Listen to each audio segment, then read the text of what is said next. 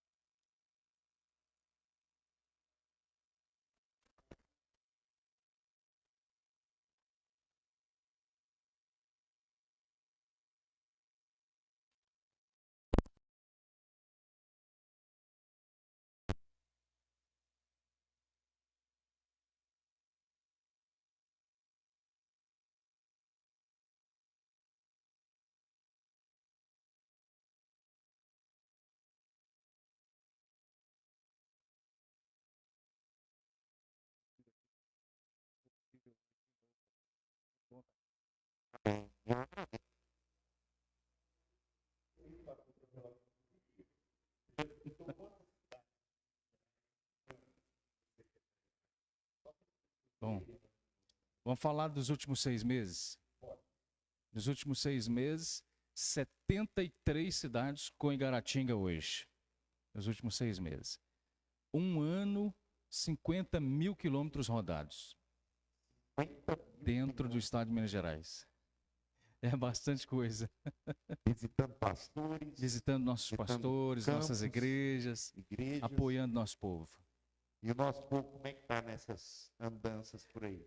Encontramos igrejas muito bem estruturadas, com cultos contagiantes, vibrantes, mas também encontramos igrejas pequenas, com muitas necessidades, obreiros com muitas necessidades também. Pastor Flávio estava tomando café comigo, né? E isso dá um papo para live, né? Dá. Uma live só de, Dá muita. de missões, né? Algumas realidades que tá bem, né? Nós estamos bem longe, Verdade. né? Muita. Muita diferença daqui. Dá uma diferença grande do oeste para alguns. Muita diferença cultural, muita diferença econômica e muita diferença até espiritual também. Eu imagino. Mas, pastor,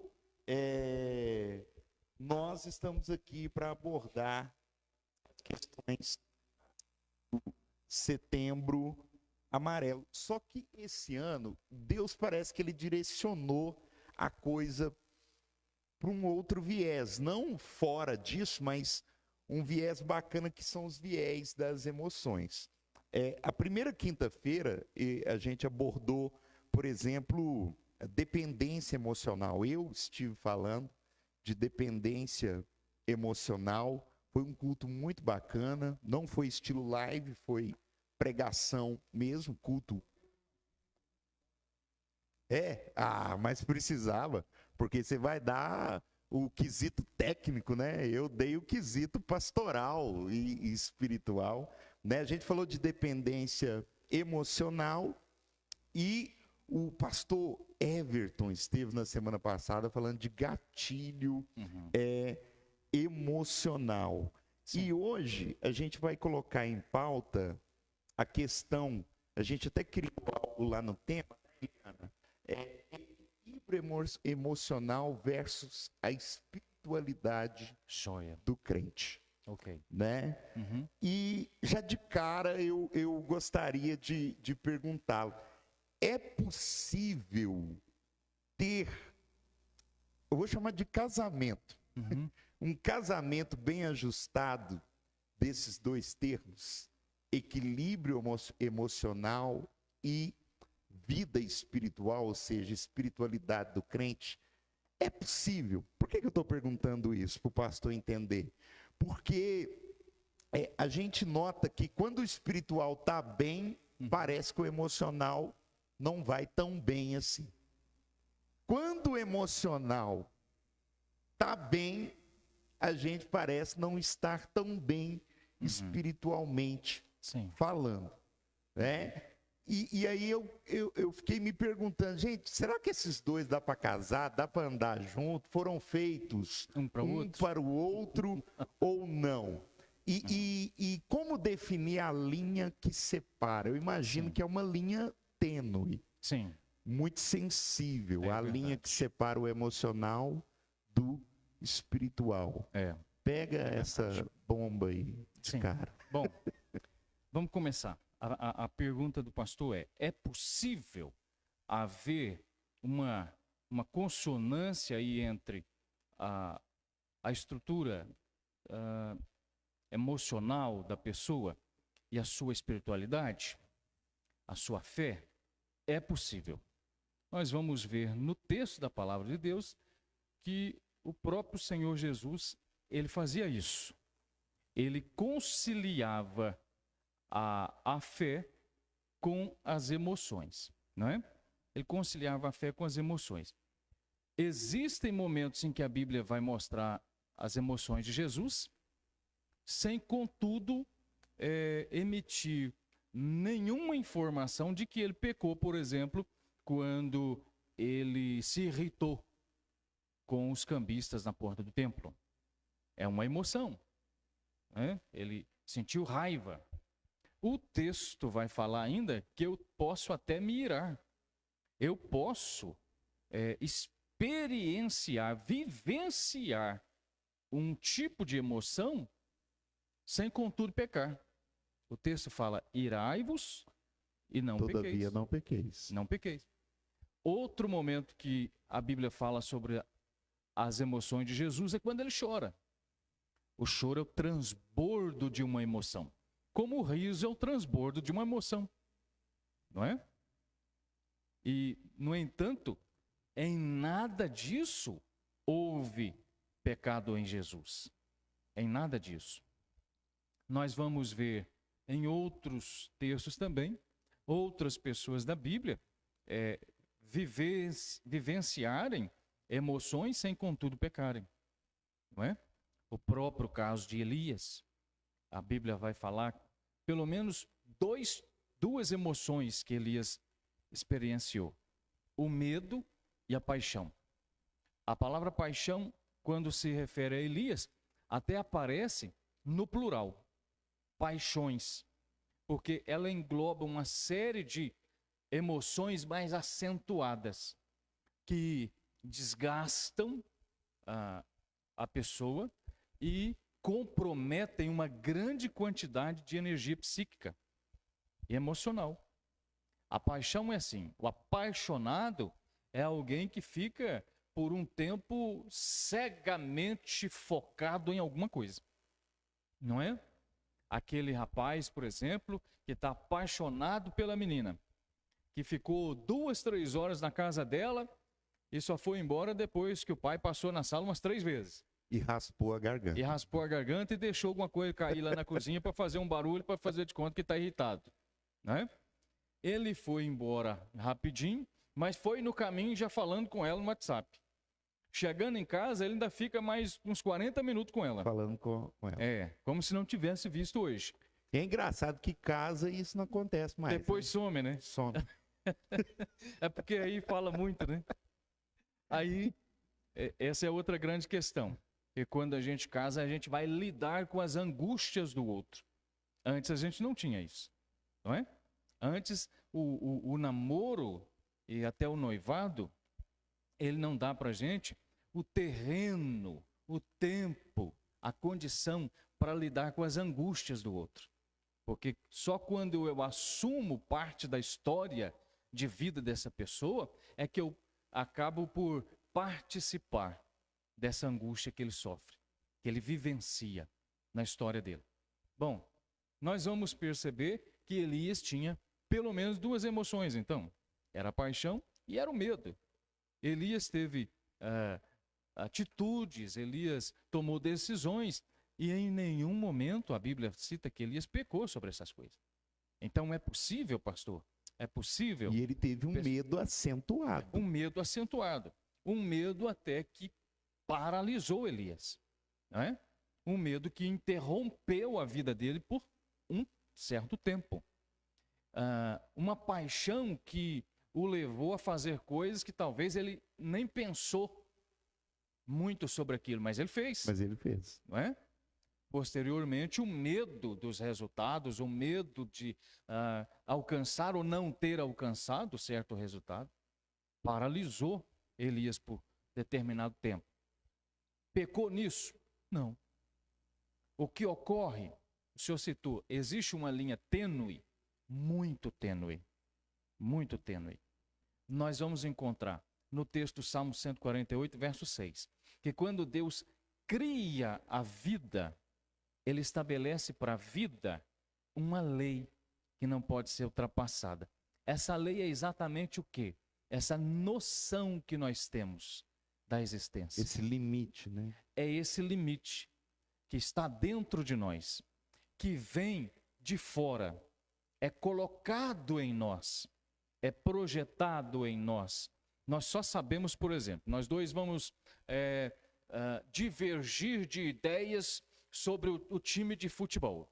Foi falta, não foi falta, foi falta, pênalti, não foi falta, foi pênalti, impedido, não tava. foi pênalti. Quem está certo, quem está errado. Nós só vamos chegar num consenso quando nós assumimos que existe uma regra. Quem pôs essa regra no jogo? Alguém de fora. Alguém de fora. Não pode ser um jogador de um nem de outro time. Tem que ser alguém de fora. Esse é o papel do árbitro do jogo. Ele é que faz valer a lei. Assim também, Deus pôs dentro de nós uma lei, essa noção do certo e errado, da ética e da moral, vem de fora para nós e isso está impresso na nossa consciência. É a assinatura de Deus em nós nesse sentido, não é? O texto vai falar lá no Romanos 1,19. Deus se manifesta, revelando-se à consciência das pessoas também. Até das pessoas não crentes, ele se manifesta. Eu perguntei certa vez, aliás, diversas vezes eu perguntei sobre isso. É um exemplo que eu dou. Nós temos toda a cidade um centro comercial. Toda cidade tem um centro comercial. Seja uma cidade pequena, mediana ou um grande centro urbano. Nós temos um centro comercial. Por que é que os motéis são construídos geralmente fora do perímetro comercial e urbano da cidade? Por quê? Porque tem-se a noção, tem-se a ideia de que o que se faz lá Vai quebrar regras. vai quebrar regras. De onde é que vem essa noção? Não é uma atividade econômica regulamentada por lei? Sim. É uma empresa com CNPJ, com alvará de funcionamento, localização, com alvará de segurança e tudo mais. Mas o senso de moral e ética... O senso da moral fala para mim que o que se faz ali não é adequado, não é? Então, nós vamos ver um cristão, um crente salvo em Jesus ali. Por quê? Porque nessa linha tênue que nós temos, que é o princípio em nós, a ética em nós, que forma para nós o padrão moral, nós temos lá dentro de nós esse senso, que é como um sinal de alerta de que eu não posso ir naquele lugar. Você não pode ir naquele lugar. Não é? O que se pratica naquele lugar não é adequado para nós. Observe bem. Aí nós vamos caminhando para o ponto que o pastor perguntou. É possível haver equilíbrio entre as emoções e a fé? É possível. Mas é possível a partir de que ponto? É possível a partir do ponto que eu começo a compreender de fato a vida. Eu começo a compreender a vida. E o que seria compreender de fato a vida? Compreender de fato a vida é entender que eu sou criado por um motivo para um propósito. Eu não nasci à toa. Eu não sou um acidente do acaso, não é? Eu estou e fui criado por um motivo para um propósito. Aí eu começo a compreender que todo ser humano tem uma estrutura. Essa estrutura tem um limite. É dentro desse limite, dessa estrutura, que eu vou estabelecer o equilíbrio sobre as coisas em mim. Aí eu vou conhecer minhas emoções, eu vou conhecer a própria questão da minha fé, por que eu creio, em quem eu creio. Nós precisamos, então, voltar-nos ao exame da nossa existência. Essa é a grande questão, pastor Wender, pessoal que está acompanhando. As pessoas, às vezes, elas não pensam a vida, elas apenas vivem. Vivem. Apenas vivem, na maioria das vezes, alguns, né? De forma desregrada, de forma Sim. desordenada, desgovernada. Sim. Né?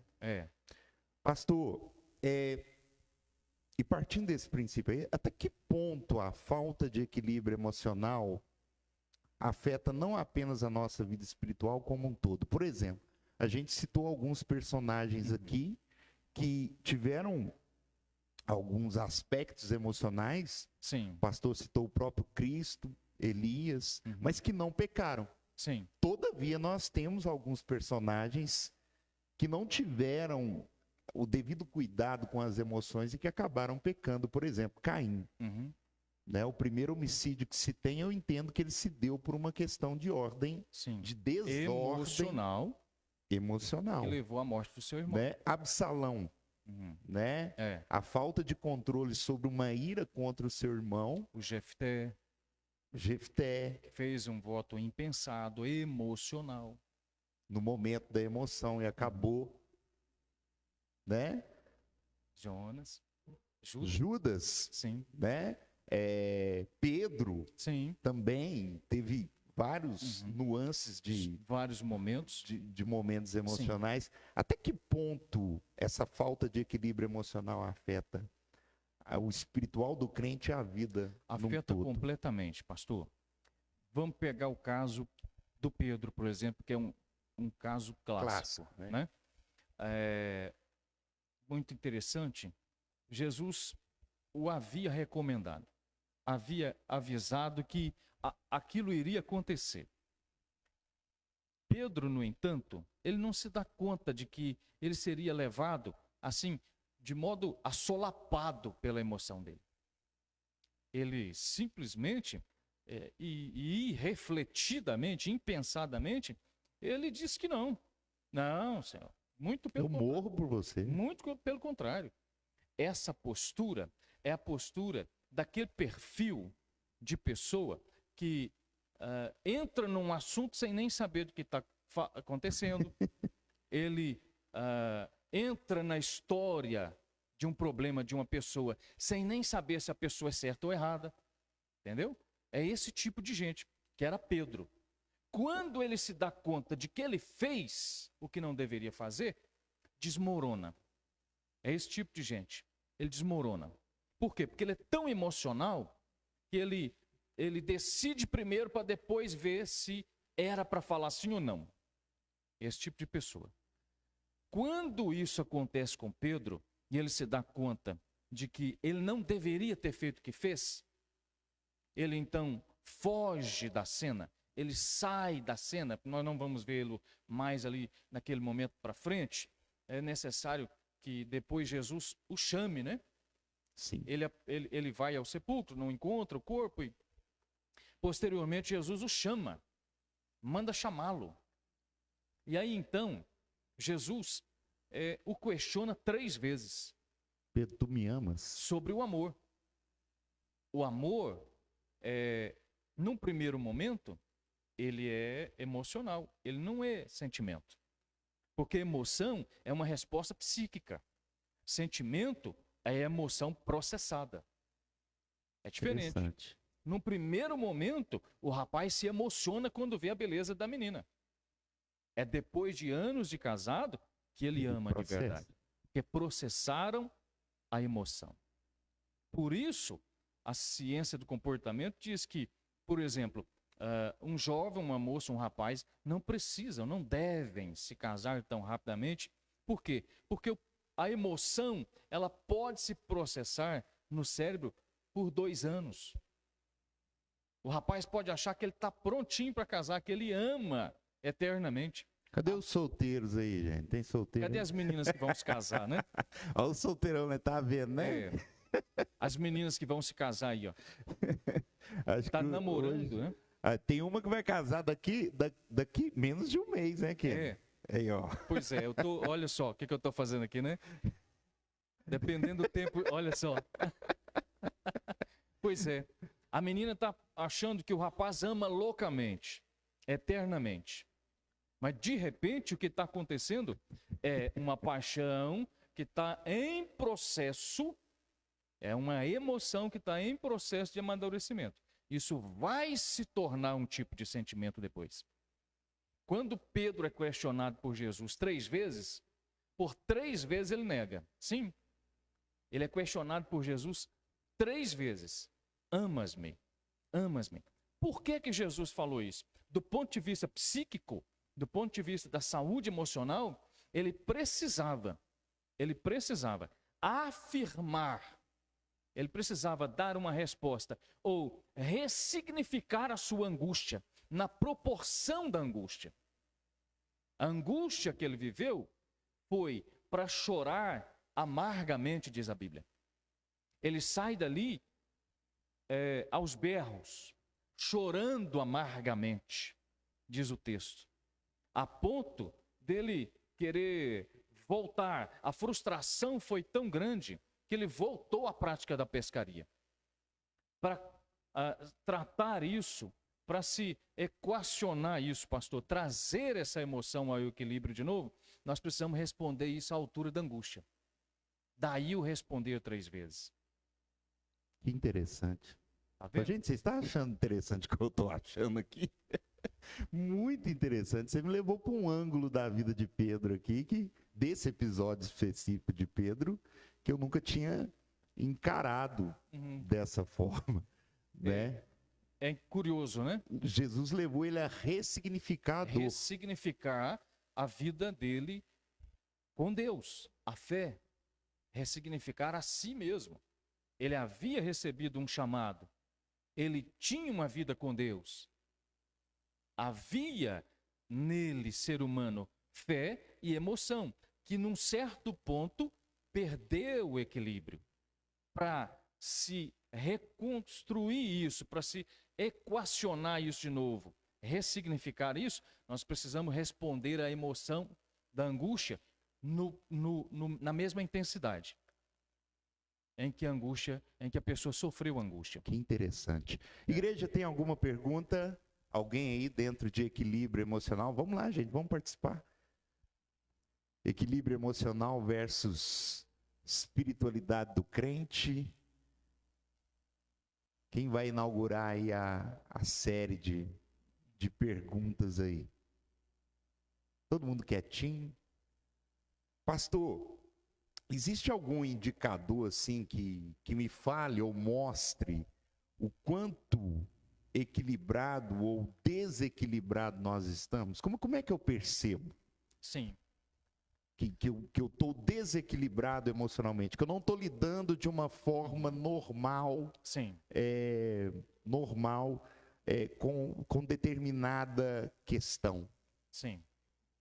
Veja bem, pensando que a vida que Deus criou, pensando que a vida do ponto de vista biológico, a vida do ponto de vista emocional, do ponto de vista psíquico e espiritual, toda a vida foi criada por Deus de modo equilibrado, porque Deus é equilibrado. Observa as leis da natureza. Não há desequilíbrio na natureza, a menos aquele que nós causamos, não é? Não há desequilíbrio desde que o homem não afete esse equilíbrio, a natureza continua. O desequilíbrio que há na natureza foi causado por nós, seres humanos, não é? O modo como nós lidamos com a criação de Deus, certo? Certo. Quando a Bíblia fala em Romanos 8, por exemplo, que a criação geme com dores de parto, isso é referência ao desequilíbrio que o pecado causou na natureza. Mas vamos lá, o texto de Eclesiastes de novo. Eu amo o texto de Eclesiastes, porque o Eclesiastes ele trata muito da vida. Ele fala sobre a vida. É profundíssimo o texto de Eclesiastes. Muito. Então vamos lá. Olha como a lei da natureza demonstra o equilíbrio que Deus criou para a vida toda. O texto vai logo no início do capítulo 1 dizer assim: todos os rios correm para o mar, contudo o mar não se enche. Isso equivale a dizer o quê? Que nada que Deus criou na natureza é desequilibrado. Nada que Deus criou é desequilibrado. Se todos os rios correm para o mar não poderia se encher uma hora e transbordar? Mas não. Isso acontece também em todos os outros aspectos da vida. Como é que nós vamos perceber, pastor, que nós estamos desequilibrados emocionalmente em algum momento e como isso está nos afetando? Por exemplo, a pessoa que chega no ambiente falando alto e desenfreadamente. Ela quer ser ouvida? Não. Ela está só preenchendo espaços dentro dela. Ela não quer ser ouvida. Ela não te dá tempo de falar. Ela não quer ser ouvida. Quando a pessoa quer ser ouvida, ela faz a pergunta e para ouvir. Sim. Aquele momento em que a pessoa está falando, não estou falando de um minutinho, não. Estou falando do momento da vida. Um mês, um ano, aquela pessoa é assim. Aquela pessoa que fala o tempo todo, ela fala de tudo. Eu tive uma ovelha assim, sabe? Mais ou menos assim? É. Inclusive, então, tá aqui no terceiro. É mesmo. Nossa, Deus. Então, primeiro conselho que eu dei para ela, eu falei assim: desacelera. Desacelera. Então, vamos fazer um atendimento aqui meio que, sabe? Meio que de baixo assim. Fica à vontade. É. A pessoa está falando o tempo todo. Ela não quer ser ouvida, gente. Ela está só preenchendo espaço. Olha. Existe um certo vazio dentro dela, ela precisa preencher esse espaço. Está vendo? Ela precisa dar um jeito nessa falta que existe dentro dela. O que é que causa o equilíbrio? A falta. O excesso que a gente está percebendo é um demonstrativo de que existe uma falta.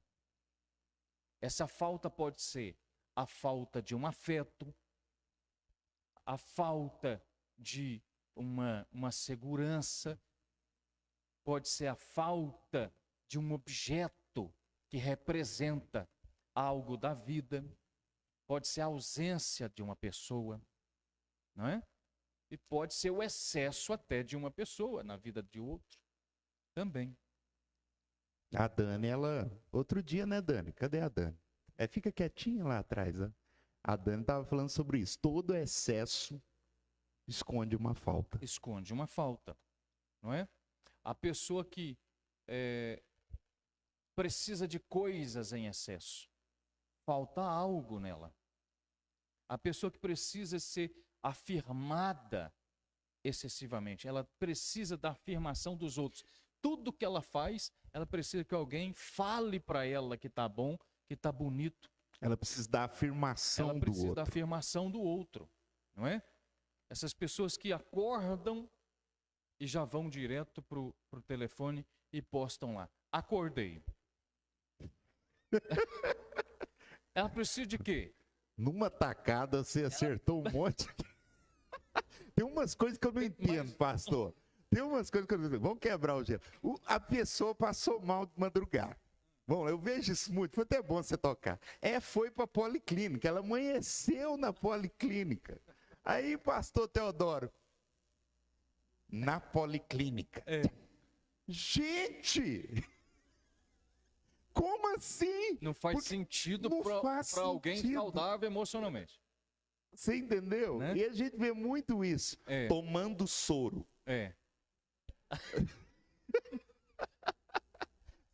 O que ela está precisando? Do soro ou da afirmação de alguém? Da afirmação do, né? Tá precisando eu fico imaginando, como que eu vou curtir isso? Tomando soro. Aí você vai lá e curte. Não tem como curtir isso. Né? É verdade. Então ela está precisando que alguém entre ali rapidinho e fale assim: oh, misericórdia, vou orar por você. Não sei o quê. O que houve? O que houve? Como é que você está? Se precisar de mim, eu estou aqui, estamos juntos, né? Ela está precisando disso.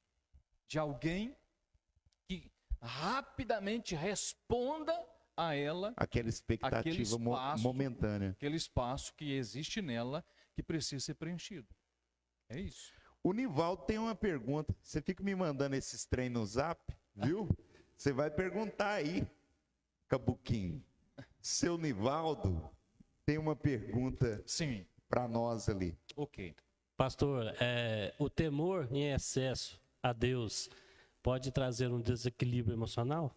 Bom, é por isso que a gente precisa equacionar bem as coisas.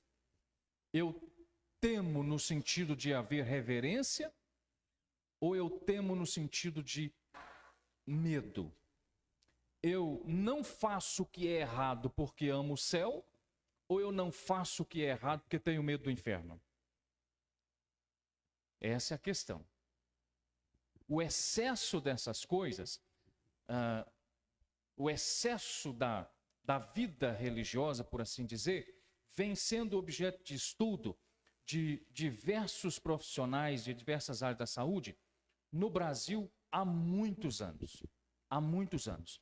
E uma das coisas que nós observamos, eu vou citar isso aqui até com muito cuidado, com muito critério de respeito e amor ao povo evangélico das mais diversas denominações, aquelas igrejas um tanto mais rigorosas, um tanto mais fervorosas no seu modelo de culto, na sua atividade cultica, essas igrejas fornecem às pessoas da sua membresia um gatilho emocional para disparar a emoção reprimida.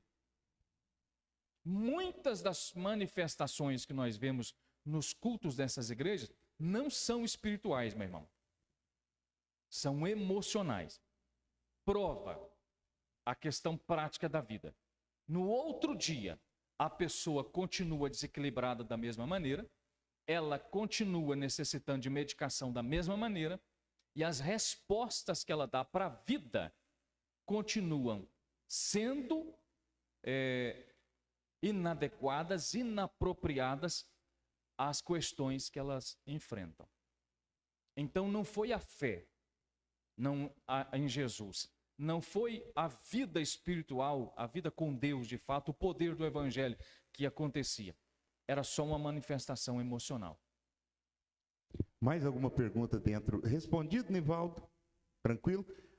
Foi uma pergunta muito interessante que gerou uma resposta muito interessante. Eu vi algumas cabeças assim. Mais alguma pergunta dentro dessa última resposta aqui do pastor Flávio? Aqui, a Meire levantou a mão.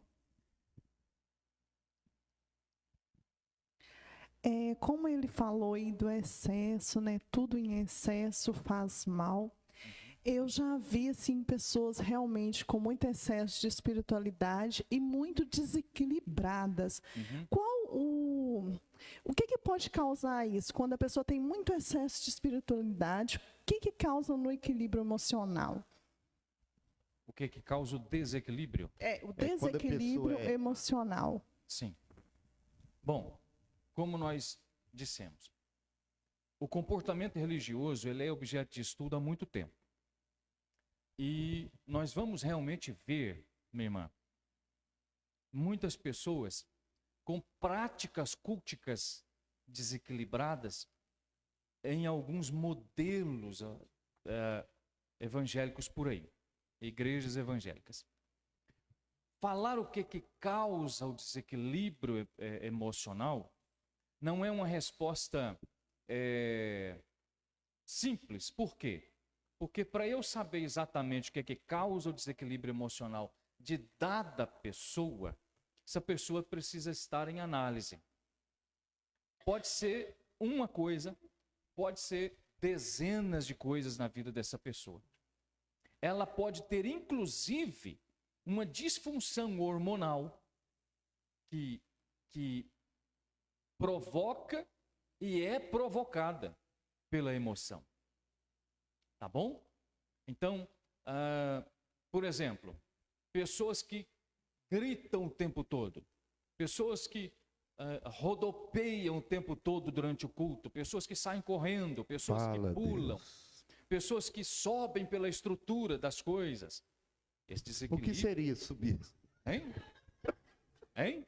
O que seria subir? Sobre as estruturas da... Eu tô falando que eu lembrei de um vídeo em que o sujeito sobe numa estrutura. Aí eu vi esse também no meme do anjo que estava dando uma... É um meme, né? O anjo ele passeia para ver como é que estão as igrejas na terra. Aí de repente ele dá de cara com o cidadão. Sujeito lá subindo na coluna, né? A unção do Spider-Man. Essas questões, esse comportamento, eles não nos demonstram um equilíbrio emocional. Eu volto a dizer, pastor, no final das contas, qual é o resultado prático?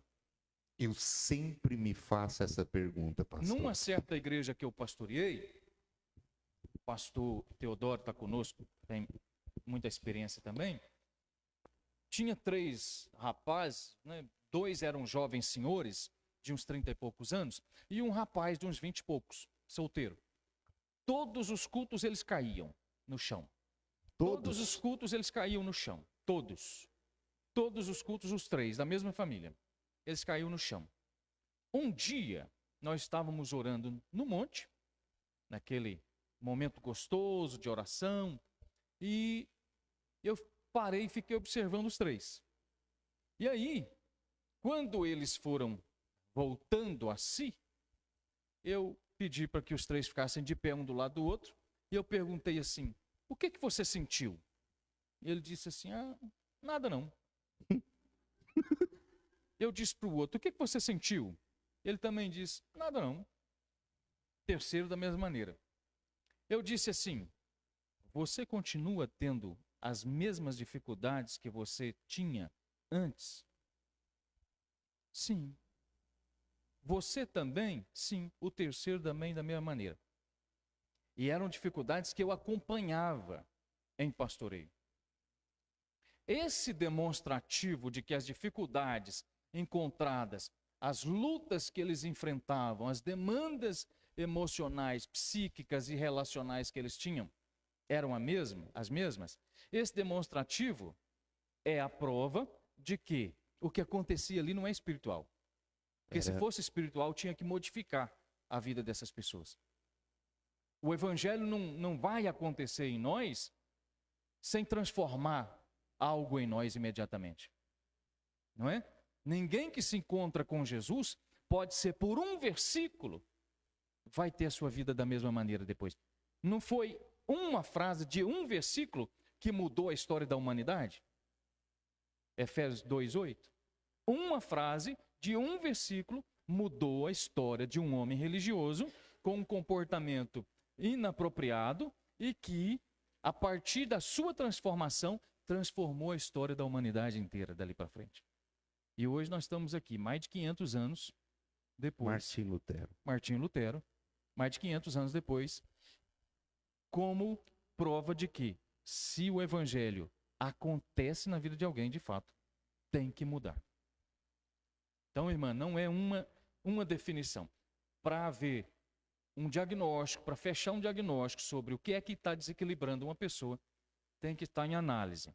Algumas vezes ela vai ter que procurar mais de um profissional, vai ter que ser medicada em algumas vezes, e isso pode levar tempo, tá bom? Nenhum profissional da área de saúde vai fechar um diagnóstico num atendimento único, porque senão ele corre risco de errar. Mais alguma pergunta aí, gente? Encorajaram-se aí? Junto com o Nivaldo aí, a nossa querida Meire. Leonel tá quietinho lá em cima. Semana passada ele mandou uma que o pastor Everton teve que... Se consertou, hein? Veio daqui e dali, mas saiu bem. Pastor Everton... Ele é inteligente. Muitíssimo. Profissional. Trouxe uma bagagem muito interessante. Pastor, além desses fatores já citados, né, existem outros fatores que podem ocasionar uma desordem emocional, como, por exemplo, traumas, hábitos, vícios, e que podem vir a afetar a vida espiritual. Por exemplo, eu tenho notado, e isso de conversa com alguns pastores, amigos meus, algo que eu achava que já estava vencido na vida do cristão, mas, por exemplo, um vício como da masturbação, a gente tem encontrado entre casais, e que a gente nota que causa uma desorganização emocional que afeta o casamento e o espiritual. Além desses fatores que a gente já citou aqui, existem outros também, como esses aqui citados, traumas, né? A pessoa quer avançar espiritualmente, mas tem uma peguinha lá atrás, algo mal resolvido. Fala um pouquinho disso para nós. Foi muito bom o senhor abordar essa questão do vício da prática da masturbação. Isso é um tema velado no meio dos homens, mesmo dentro da igreja. Mas a questão é que a masturbação recorre a um outro problema que surge antes dela, que é a pornografia. E a pornografia é o agente gerador de consequências terríveis. Poucas pessoas sabem, dentro da igreja e de modo social também, que a pornografia tem um efeito traumatizante e de ordem psíquica, de ordem psíquica, quando eu digo deletéria. A pornografia é capaz de matar grupos de neurônios da mesma maneira que uma pedra de crack. Meu Deus. Uma cena de pornografia pode vaguear pela mente de um sujeito por mais de 5 anos. Por mais de 5 anos. Alguns estudiosos vão dizer até que uma cena de pornografia pode permanecer na mente de uma pessoa por até 10 anos. E o que é uma cena? Uma cena é uma lembrança, e uma lembrança é uma carga de energia psíquica. Ocorre que aquela carga de energia psíquica precisa de espaço nessa estrutura mental, ela precisa de grupos de neurônios para conduzir essa descarga elétrica, não é? Aí a pessoa está ali tentando trabalhar, mas está pensando na pornografia que ele viu. A mente está presa lá. A mente está presa, ele começa a não produzir mais tão bem no trabalho, ele começa a não responder adequadamente às questões normais da vida, como todo mundo tem todo dia, não é? A gente precisa responder à vida, a vida acontece. A vida não é estática, a vida é dinâmica, a vida acontece o tempo todo, não é? Só que, como a pornografia é deletéria, ela mata grupos de neurônios, vocês vão perceber que num momento ou outro, a fala dessa pessoa começa a ficar desconexa. Como se ele tivesse usado droga. Ele começa a falar coisas que você vai ficar escutando assim, é mentira, isso não bate.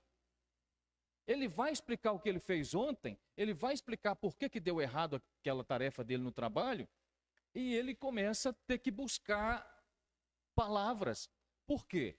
Porque quando a corrente elétrica chega naquela parte da estrutura cerebral, aquele grupo de neurônio foi afetado pela pornografia. A pornografia vai causar consequências diversas. Esfriamento do desejo sexual pelo cônjuge. Por quê? Porque o cérebro, ele não responde de modo saudável à pornografia. A pornografia é uma agressão ao cérebro, à estrutura. A pornografia é uma agressão ao modelo da sexualidade criada por Deus. É uma agressão ao modelo de casamento criado por Deus. Porque a pornografia desconsidera algumas coisas. Entre elas, que a outra pessoa é pessoa. Ela não é o objeto da sexualidade de quem está desejando. É pessoa. Ela também tem desejos, ela tem respostas também para esse desejo. Não é? Interessante. Eu estava dizendo nesse domingo último, pregando para uma igreja nossa, quando falamos do texto de Corinto, por exemplo, o marido tem poder sobre o corpo da mulher, a mulher tem poder sobre o corpo do marido. Tem. Então. Mas tem limite. Tem. Mas há um delineador de limites nisso aí. Por quê? Porque a mulher, ela não tem obrigação de ser o objeto sexual do desejo pornográfico do seu marido. Não é? Gente, eu não programo nada, eu faço um roteiro e sigo. Eu citei um exemplo para que o pastor falasse de outros fatores que desencadeiam a desordem emocional. Olha para onde o Espírito Santo está nos conduzindo. Olha a janela que o Espírito Santo está abrindo para que nós saiamos daqui hoje com a visão espiritual aberta até para algumas questões. Sim. Né? Porque pornografia é vício. É vício. É um vício. É prejudicial para quem pratica, é prejudicial para quem convive com quem pratica, porque quem pratica e está preso numa rede de pornografia mental, uma rede mental, aliás, de pornografia, essa pessoa não consegue ver a outra pessoa como pessoa. Ela só vê o corpo. Ela só vê as nuances do corpo, não é?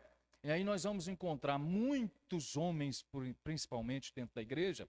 Isso acontece entre mulheres? Acontece. Mas muitos A gama homens, maior é entre homens. Sim, o índice maior das recorrências entre homens. Homens que não conseguem se entregar ao Espírito Santo. Não conseguem desenvolver uma vida espiritual saudável e produtiva. Eles não conseguem responder adequadamente à proposta do pastoreio da igreja ou à proposta da igreja de um modo geral. A igreja faz um retiro de homens. É a coisa mais difícil da vida. Você reunir homens para orar, reunir homens para jejuar, não é? Você consegue fazer rapidamente para comer um churrasco e bater bola. Mas quando se trata das questões espirituais, aí existe um certo choque. Por quê? Porque para o viciado num pecado oculto, como pornografia e masturbação, o momento do culto passa a ser o momento mais angustiante da semana. Porque é o momento em que suas estruturas são confrontadas. A palavra vai confrontar. Vai confrontar, não é? A palavra vai confrontar. O Espírito Santo vai confrontá-lo por meio da mensagem do Evangelho de Cristo. E ele vai se chocar com aquilo, vai ser constrangido pelo amor de Deus sobre aquilo e ver no espelho da sua consciência que a sua prática é pecaminosa e que seu casamento não é tão feliz e que ele defrauda a esposa, porque a esposa, na maioria das vezes, não sabe que ele acessa pornografia. É algo oculto, é algo escondido. A esposa, na maioria das vezes, não sabe que ele tem prática de masturbação. Não é? Que a maioria dos maridos não fala sobre isso com as mulheres. Então, olha onde que isso vai parar. Isso vai desencadeando o quê? Todo um processo aí de desequilíbrio espiritual para frente, porque a pessoa não consegue responder adequadamente à sua fé. A fé tem que necessariamente perpassar todo o nosso corpo. Essa é a alegoria do Salmo 133, do óleo sobre Arão.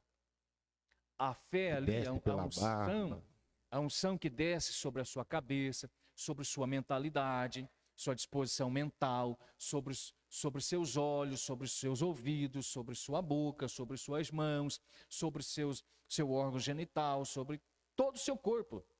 Se a fé não perpassa tudo em nós, se a fé do Evangelho de Cristo não toca tudo em nós, sempre haverá uma área em nós que não vai entrar no céu. Está vendo? Aí, se nós descemos as águas do batismo, e as águas do batismo representam a morte de todo o velho homem, para o nascimento de todo novo homem, quando nós nos levantamos dali, como que nós vamos lidar com essa parte em nós que não é santa? Como que nós vamos lidar com essa parte em nós que esconde um pecado oculto? Com esse tendão de Aquiles, né? Aquela peguinha. Aquela pega. Né? Por onde Satanás acaba agindo na vida de muitas pessoas. E a gente poderia aprofundar, porque tem o outro lado da moeda, né? Quando a esposa descobre também, ela se sente um lixo. Sim. Né? Baixo autoestima, né? Ela se sente, às vezes, até culpada. Ele está envolvido nessa prática porque eu não sou suficiente para ele. Muitas mulheres vão reagir pensando assim, se sentindo assim. O que a outra tem que ela não tem? O que atrai o marido na outra que ela não o atrai? Não é? E nós vamos encontrar muitas vezes até homens que frequentam a igreja, frequentam há certo tempo, às vezes não são assíduos, não são membros ativos, mas acompanham suas esposas. E que lá num tempo, num momento dado, passado lá na vida, eles frequentavam lugares em que eles tinham práticas sexuais, diferentes daquelas que agora têm com a esposa. Entre quatro paredes, mais só privado. Que aquela disposição mental de lá ainda está ali, atrelada. Presente. Ainda está ali presente. E aquelas mulheres, quando percebem isso, elas se sentem agredidas. Elas se sentem usadas, não é? Quando ela percebe que o marido está trocando fotos com aquela outra da internet. Ele está elogiando as nuances do corpo da outra, coisas que ele não fala para dele dentro de casa. Então essa mulher se sente não apenas trocada, ela se sente agredida. E agora ela também vai ser afetada na sua vida espiritual. Ela também vai ser afetada na sua vida espiritual. Porque na hora do culto, a angústia que vai acontecer para ela também é: por que ele fez isso comigo? Não é? Por que ele fez isso comigo? Eu não mereço isso. Eu fiz tudo para ele, o tempo inteiro. Eu cuidei dele, eu amei ele, eu fui fiel a ele o tempo inteiro. Onde é que isso tudo vai parar? Vai desaguar onde? Na vida espiritual. Aí a gente vai ver essa pessoa não ceando, a gente vai ver essa pessoa faltando dos cultos, a gente vai ver essa pessoa regredindo os Espiritualmente. passos espirituais. Por quê? Porque desequilibrou. Tá vendo? Deixa eu dar uma pausa aqui, porque você tem que mandar um abraço para uma pessoa aqui, ó, que entrou. É mesmo? A dona Daiane. Dona Daiane. Gente, o pastor Flávio vai ser papai, viu? Daqui. De novo, né? De Duas novo, semaninhas aí. duas semaninhas. É. Outra menina. Outra menina. Outra menina. Eita, Glória. Manda um abraço Nós para a temos- Daiane aí. E a gente abre para mais uma pergunta aí do pessoal que porventura tiver. Manda um abraço bom. aí para a Digníssima. Nós estamos casados há 18 anos e eu costumo dizer assim, essa esposa que Deus me deu é a mulher mais crente do mundo. Quem é crente de verdade lá em casa é ela. Né? Eu sempre falo assim, se ela não entrar no céu, eu nem tento. Lasquei, né? Se ela não entrar no céu, lascou. A pessoa que Deus me deu, e eu sou extremamente feliz por tê-la comigo na minha vida. É ela que me deu a condição de ser pai da Isabelle, que tem 11 anos, vai fazer 12 agora no início de novembro. E no início de outubro, a gente recebe, daqui a 2 semaninhas e pouco aí, a Gabriele, que está chegando também. E eu sou grato a Deus por Deus estar nos dando mais essa bênção, né? Na minha vida, no meu casamento com a Daiane, de poder receber aí mais uma bebezinha nossa, que a gente ficou esperando, na verdade, por cerca de 8 anos, enquanto a gente cuidava da saúde. Glória a Deus, eu louvo a Deus Amém. pela esposa que eu tenho, pela família que eu tenho. Leandro Silva também, lá de Perdigão, O Leandro tá nos assistindo também. é benção, Leandro, a Glociene são pessoas finíssimas, gente de Deus, que a gente ama muito, acompanha, já por anos, né? Desde que a gente foi para Perdigão, passamos uma temporada muito boa lá. Amém. Esse povo é povo de Deus, a gente Marca a vida da gente, né? marca a vida da gente. Verdade. Gente, mais alguma pergunta dentro disso? Dona Meire, obrigado, Meire. Meire, vamos lá, Tati. Vamos lá. No caso aí, para essas mulheres que passam por esses momentos assim, qual o caminho que ela pode estar buscando, tanto para melhorar o lado espiritual quanto o emocional? Sim. Vamos pensar no quadro geral de uma mulher que está na igreja e que tem um casamento disfuncional nesses aspectos que nós citamos aqui, né? O excesso da cobrança não resolve. O excesso da cobrança não funciona. Por quê? Muitas das vezes, o que nós vamos ver no comportamento desse homem é o que ele foi programado para ser, programado para fazer. Eu fui procurado por uma esposa de um obreiro que me contou aos choros algumas das questões assim mais impróprias a que o marido a submetia na vida de casal. E quando ela foi conversar com ele disse assim que os pais dele estavam casados há 50 anos e que o pai dele fazia isso com a mãe dele a vida toda e que está tudo bem, porque uma vez que os pais dele estão casados há tanto tempo, isso seria para ele, normal. Quando se usa essa palavra, normal, ele está dizendo que isso é uma norma.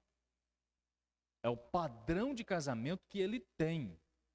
É o modelo de vivência a dois, de vida conjugal que ele recebeu. De alguma maneira, seja por ações práticas ou por palavras, por modelo, né? Ele recebeu um padronamento moral e comportamental que é isso que ele reproduz. Isso o isenta de responsabilidade moral? Obviamente que não. E nem jurídica até em muitos casos. Tá? Então, muitas das mulheres que às vezes nós recebemos nas nossas igrejas sofrem com essas mazelas. Como é que a mulher pode, eu vou dizer, amenizar isso? Tratar isso de modo cabal, resolver isso de modo definitivo? É um processo longo, aí nós dependemos de uma graça de Deus, de fato, para transformar esse homem numa nova criatura. Mas como é que essa mulher pode amenizar isso? Primeiro, ela precisa da orientação do seu pastor. Ela precisa de oração, ela precisa ser acompanhada por alguém que tenha, de fato, condição de orientá-la. Segundo, ela pode observar a conduta de outras mulheres na igreja que conseguiram vencer isso. A comunidade da fé é para nós o nosso reduto de segurança em todo aspecto. Olha o que o texto diz em 1 Pedro 3. As mulheres mais velhas deveriam ensinar as mais novas na relação conjugal, como elas deveriam se portar com seus maridos e tudo mais. Até no aspecto da estética, as mulheres mais velhas serviriam de modelo, de exemplo, não é? Então, em terceiro lugar, para essa mulher amenizar essa situação e ir tratando isso até que um dia ela tenha conseguido resolver, procurar uma orientação profissional. Por quê? Porque ela vai precisar compreender, por orientação profissional, qual é o padronamento comportamental desse homem. Por que que isso acontece? E aí existem ferramentas diversas que os profissionais de saúde vão se valer para conseguir chegar a uma leitura desse comportamento e descobrir por que que esse homem age da maneira que ele age. Por que que ele responde à vida conjugal, em particular, da maneira como responde. Ele aprendeu isso de alguma maneira. Ele reproduz um comportamento. Volto a dizer, isso elimina nesse homem a sua responsabilidade moral? Não. Não. Ele é responsável por suas ações, por suas escolhas e decisões. No entanto, explica. Ele é isso explica, né? No entanto, ele reproduz. Ele reproduz um comportamento. Então não é uma coisa assim fácil de se fazer, de se resolver. Eu dizia outro dia também no momento que nós falávamos para uma igreja uma igreja nossa, de um pastor nosso lá. Como que o pastor vai orientar uma esposa a permanecer num casamento onde ela é agredida de todas as maneiras, em todos os aspectos? Onde ela tem hematomas, ela tem que procurar o médico, tratar porque ela sofreu fraturas, onde os filhos a vêm apanhando. É fácil isso? Não. A gente não pode simplesmente falar com ela assim, não, a senhora não pode separar, porque a senhora tem que permanecer, a senhora casou, uma vez casado para sempre e tal. Eu não estou lá apanhando. Você não comeu 1 quilo de sal com ela, né? Não é? Como diz os mais antigos. Eu não passei a noite em claro ameaçada, sob a mira de uma arma, sob a ameaça psicológica de muita coisa. Eu não precisei pedir medida protetiva. Então não é uma coisa que o pastor vai resolver no estalar de Deus. Num estalo só. É todo um processo, minha irmã. Tá bom? Então precisa do aconselhamento pastoral, precisa do modelo de vida de mulheres que já venceram isso e precisa também da orientação profissional. E conhecer também o histórico Precisa desse conhecer homem, o né? histórico desse homem. Por isso que ela vai ter que procurar Né? uma ajuda E o profissional. próprio homem também ser convencido de uma ajuda Sim. Se a gente profissional. conseguir chegar a tratar esse homem, é o ideal. Então, a ajuda profissional vai ajudar essa mulher, vai dar a ela condições para ela conseguir fazer a leitura da vida desse homem. Por que ele reage assim? Por que ele é agressivo assim? Por que ele desconta no vício quando ele tem tensões? Quando ele sofre tensões? Ele não dá conta de ser cobrado no trabalho. Ele não dá conta de ser cobrado Na vida, na no dia a vida, dia. na vida. O modo como ele responde às coisas da vida. A vida precisa de respostas, não é? O tempo inteiro. A vida precisa de respostas. Por exemplo, vamos pegar aí as condições climáticas. É um exemplo simples que eu vou dar aqui agora. Eu estou preparado para sair de viagem, mas na minha mala não tem um casaco. Hoje a Daiane falou comigo, não, põe o casaco aí, que se chover e baixar a temperatura, você tem um casaco. Eu peguei e coloquei. Mas eu estou saindo de casa, está quente e eu não tenho um casaco. Aí, de repente, eu estou noutra cidade, do outro lado do estado. O clima O clima mudou completamente e baixou ali 5, 7, 10 graus Celsius na temperatura. Eu tenho que responder à vida. Está entendendo? Do ponto de vista emocional é assim, do ponto de vista espiritual é assim. Tá, eu posso citar uma coisa? Sim. Um texto. Quando a Bíblia fala sobre Efésios capítulo 6, da armadura de Deus, eu vou sugerir para vocês que tomem todo o texto de Efésios em leitura. São só 6 capítulos, é rapidinho.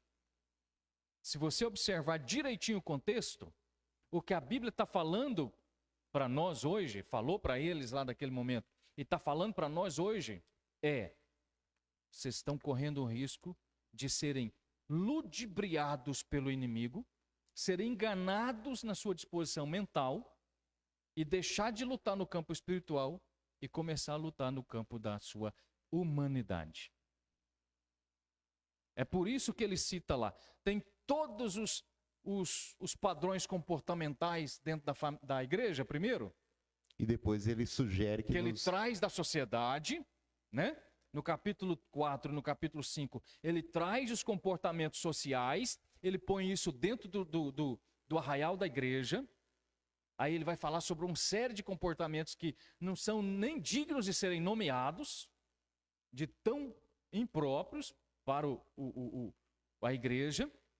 E aí depois que ele fala desses comportamentos que vieram para dentro da igreja, é que ele entra na questão da estrutura familiar. E ele vai falar de cara sobre o quê? O papel da mulher no casamento, o papel do homem no casamento e o papel dos pais e dos filhos na família. O que estava acontecendo ali? Ele cita uma expressão que vai explicar tudo para a gente, por 3 vezes no texto. Primeira vez ele fala que Deus ressuscitou a Jesus e o fez assentar à destra da majestade nas alturas, nas regiões celestiais. Primeira vez que ele cita as regiões celestiais é quando ele cita que Jesus venceu e se assentou à destra de Deus nas alturas, as regiões celestiais. A segunda vez, no capítulo 2, ele vai falar que a igreja também já venceu em Cristo, sob a ótica de Deus na eternidade. A igreja já venceu em Cristo e que ela foi também colocada por Deus junto com Cristo nas regiões celestiais. Tá. Só que a terceira vez que ele vai citar isso, ele não cita sob a ótica da eternidade. Ele cita sob a ótica da nossa humanidade. É na nossa luta contra nossas questões. Que ele vai falar a terceira vez. Que a nossa luta é contra principados, hostes espirituais da maldade, potestades do ar nas regiões celestiais. E por isso nos revistamos. Aí ele vai trazer a questão toda da eternidade para agora. Agora eu tenho que lutar contra todo o principado do mal nas regiões celestes. Mas eu posso ficar tranquilo, porque ele já está dizendo assim, vai dar tudo certo. Lá na frente, vocês já vão ter vitória garantida. Porque eu já vi lá na frente que o Pai também colocou a igreja junto com Cristo, assentado, vitoriosa, nas regiões celestiais. Amém. Glória a Deus. Glória a Jesus. Gente, 9h10 minutinhos. Estamos encerrando nossa live. Faz um A pro pastor Flávio. Aê. Senão o pastor Flávio não volta. Não. Gostaram? Glória Foi a Jesus. esclarecedor? Amém? Eu queria só abrir um parêntese aqui, né? A gente falou da religiosidade como um princípio nocivo para, né? Mas a religiosidade no sentido do equilíbrio Sim. espiritual é extremamente saudável para a Sim. nossa vida emocional. E isso é provado, gente, cientificamente, Sim. né? Uma vida de oração equilibrada é provado neurocientificamente que produz benefícios Diversos. diversos. O Se não- cérebro até funciona melhor em oração, inclusive, isso está provado. O cérebro, ele tem suas atividades, por assim dizer, mais acentuadas em oração, quando nós estamos orando. E a religião é uma resposta muito positiva para as demandas da vida. O que é que faz mal na religião? Assim como todas as outras coisas. O excesso dela. Quando tornamos ela tóxica. Tóxica. Eu vou voltar a dizer com todo respeito, com todo carinho, aos irmãos de outras denominações. Mas quando eu tenho que ir para a igreja, segunda, terça, quarta, quinta, sexta, sábado, domingo, segunda de novo, eu não tenho tempo para mim, eu não tenho tempo para o meu descanso, eu não tenho tempo para minha esposa, Uma para vez o nosso casamento. o pastor Israel Leocádio disse assim, Deus deu para nós o Shabat. É, Nós criamos o segundate, o terçate, o quartate, o quintate, e assim vai. né? E assim vai. A religião, ela deveria nos trazer uma noção de equilíbrio da vida. Ela deveria nos mostrar como Deus, em sua perfeição, fez a vida de modo equilibrado. Mas quando nós olhamos para a religião, nós vemos a religião nas pessoas. E as pessoas foram desequilibradas pela presença do pecado. É verdade. Essa é a questão. Pastor, eu queria te agradecer, né, Prazer mais estar aqui. uma vez, por você ter atendido o nosso convite. Agora, até numa questão até mais difícil, né, pela função que o pastor ocupa hoje, secretariado de missões da convenção, mas que tirou um tempo para vir, Opa, sim, leva lá o microfone para o pastor ouvir. Falando nessa questão da religiosidade, vocês acreditam que Jesus, ele era uma pessoa religiosa ou não? Pega essa bomba aí, pastor. Bom. Eu só entrevisto, viu? Tá. Você arruma um problema e passa para mim. Exatamente, é com você. Vamos lá. Vamos expandir esse conhecimento. Quando a gente fala de religiosidade, a gente está falando do senso de religião. A gente está falando da noção que cada ser humano tem dentro de si, na sua consciência, de que existe um ser superior, alguém que criou a vida e que, por ter criado a vida, eu preciso buscar a essa pessoa. Então, a noção de religião é isso. E quando eu falo disso, então todo ser humano é religioso. Por quê? Porque se nós sairmos daqui agora, vamos pegar um avião, vamos descer em Manaus, né? Lá na capital, vamos descer em Boa Vista, lá em Roraima, por exemplo, vamos descer em Manaus, na Amazônia, vamos lá para o interiorzão do centro amazônico. Nesse momento nós vamos encontrar uma tribo indígena, toda fantasiada, os menininhos, as menininhas, crianças fantasiadas, vestidas caracteristicamente, pintadas, alguns até têm marcas no próprio corpo, para aqueles momentos de prática cultica. Isso tudo que eles fazem é para dizer o quê? Existe um ser superior, além de nós, que nós devemos buscar. Pensando nisso, pensando desse ponto de vista, Jesus era religioso? Era religioso no sentido de ter noção da existência de um Deus real, verdadeiro, pessoal e presente. Essa é a questão. Ele não era religioso do ponto de vista da afetação do pecado na religião. Mas ele era religioso do ponto de vista de que tinha o senso de religião. É aquele negócio que nós temos dentro de nós. Eu volto a falar daquele certo e errado, da noção moral. A prova disso é o zelo que ele teve quando ele entra no templo. Sim. Né? Lembra da estultícia da criança? Por que um menino de 2, 3 anos derruba um negócio e corre? Porque ele sabe que está errado. Quem falou para ele que está errado? Está na genética dele. Está vendo? Está na informação genética dele. A noção de certo e errado. Quem colocou isso lá? Deus. Exatamente. Respondido? Amém? Glória a Deus. Gente, a gente agora sim, vamos encerrando por aqui, né? Para a gente não exceder o tempo, quero deixar um abraço aqui para o meu amigo Wellington de Souza, foi seu aluno no seminário. Sim. O carteiro louco de Nova Serrana. Foi seu aluno. Deus abençoe. Tá ligadinho com a gente. A Juliana, que foi nossa ovelha, que voltou para Ouro Preto, né? Tá nos acompanhando na live. Glória que Deus abençoe a vida da Juliana e que Deus abençoe a vida de todos que estiveram presentes. Mais uma vez, pergunto, gente, gostaram? Glória a Deus. Vamos ficar de pé. E aí nós damos por encerrado a live, amém? Os meninos lá da cabine, são eles que encerram, né? Leonel, pode encerrar a live, amém? Que Deus